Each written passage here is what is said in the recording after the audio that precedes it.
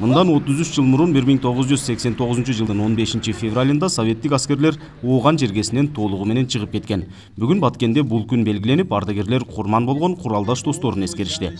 Ооган согушуна Баткенден 700дөн ашуун жоокер аттанып, 27си кайтпай калган. Учурда облуста 458 Ооган ардагери бар. Бул иш-чаралар бизде жылда өтүп турат. Жылда ар бир шаарда, райондо, анан областтык деңгээлде өтөт, республикалык деңгээлде өтөт. Ал бул республикалык деңгээлде көбүнчө 5 жылдык, 10 жылдык, 30 жылдык юбилейный жылдарда жакшы өткөрүп атышат. Оорукчандарга мына ооруп калса, госпиталдар бар, бекер дарылайт. Жанагы протез болсо, протез салдырып берип атат балдарга. Анан ай сайын 6000 сомдон жөлөк пул берип турат Ауган согушунун ардагерлерине. 9 жыл бою кан күйгөн согушту башынан өткөргөн ардагерлер кыргыз-тажик чек арасындагы акыркы окуялар тынчсыздандырып жатканын айтышты. Буга чейин майда пикир келишпестиктер чыгып келген болсо, акыркы жылдары аскердик куралдардын атылып жатканы кейиштүү дешет. Согуштук мүнөз эки тарапка тең жакшылык алып келбешин айтышты. Согуш жаман нерсе. Согуш жок. Эки жакты кыйнагандан башка эчтеке алып келбейт. Тынчтыкка эчтеке жетпейт. Муну чечиш керек.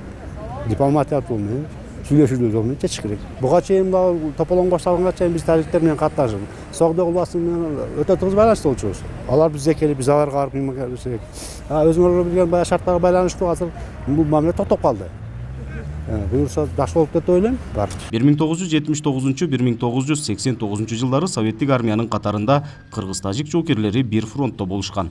Ооган ардагерлери Тажикстандагы куралдаш достору менен байланышы тыгыз экенин айтышып, чек-аранын айынан чыгып жаткан чыр-чатактарды сүйлөшүү жолу аркылуу чечүүгө чакырышты. Апрель-май айында болгон кагылышуудан кийин биз Ауган согушунун ардагерлери бар, ошол Сагдия облусунда жашаган. Алар менен телефон аркылуу сүйлөштүк. Сүйлөшсөк, аларды деле эч күнөө жок, алар деле билбейт негизи. Алар деле ошо бизге окшогон карапайым эл. Бирок согуштун кереги жок дейт алар деле. Бизге кызыгы деле жок деп айтышат. Мына балдарыбыз жашайт деп ушул эле границада ошолордон турмушка чыккан кыздар бар экен, биздин Кыргызстанга чыккан. Ошо пайдасы жок деп алар деле айтып турат. Чек арадагы чыр-чатактардын ырбап кетүүсүндө атайын максатты көздөгөн чагымчыл топтордун орду чоң. Ардагерлер эл арасында ар кандай чакырыктарга, эки тарапты кагылышууга алып келүүчү ушак айыңдарга ишемгөөгө чакырып келишет.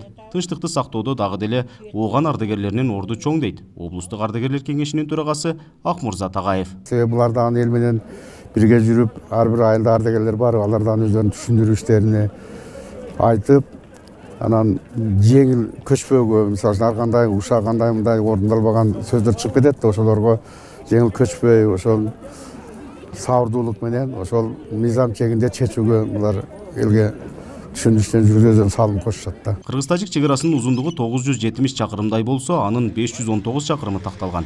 Калктуу конуштар жайгашкан аймактарды тактоо иштери бир нече эки тараптуу сүйлөшүүлөргө карабай натыйжасыз болуп келет. Анын айынан кыргыз-тажик чек арасында жыл сайын адам өмүрүн алган чыр-чатактар катталууда. Нургазы Жайнаков, Регион телеканалы, Баткен облусу.